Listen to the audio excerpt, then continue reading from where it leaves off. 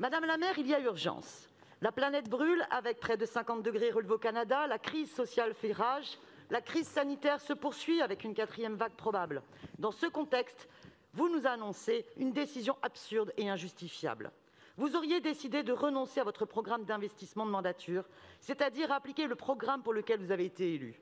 Les projets seront annoncés au fur et à mesure, apprend-on dans la presse, c'est-à-dire sans la moindre planification, sans débat et au gré de vos coups de com'. Le prétexte à ce renoncement, la crise Covid. C'est une erreur très grave.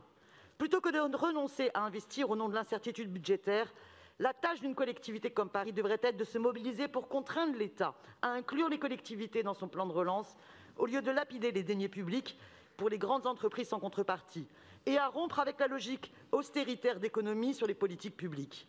Il faut mener le bras de fer pour que les dettes liées à la crise sanitaire soient reprises par l'État et, in fine, par la BCE. La vie des gens doit passer avant tout. Et pendant ce temps, les profiteurs de crise, comme vos amis de LVMH, que vous protégez contre la gouache, se gavent et poursuivent l'évasion fiscale. Car de l'argent, il y en a.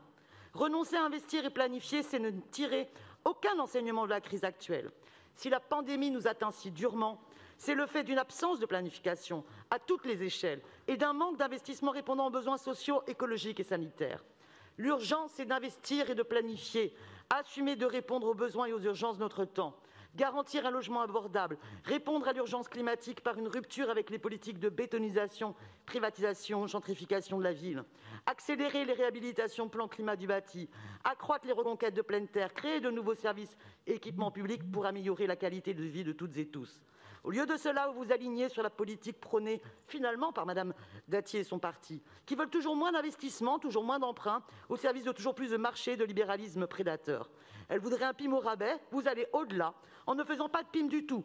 Vous trahissez vos engagements de campagne et vos électeurs. C'est tout l'inverse qu'il faut faire, planifier, investir, assumer, enfin, afin de rompre avec ces règles libérales. Au lieu de préparer votre campagne présidentielle, Madame Hidalgo, commencez donc par appliquer le programme pour lequel vous avez été élue maire de Perrus.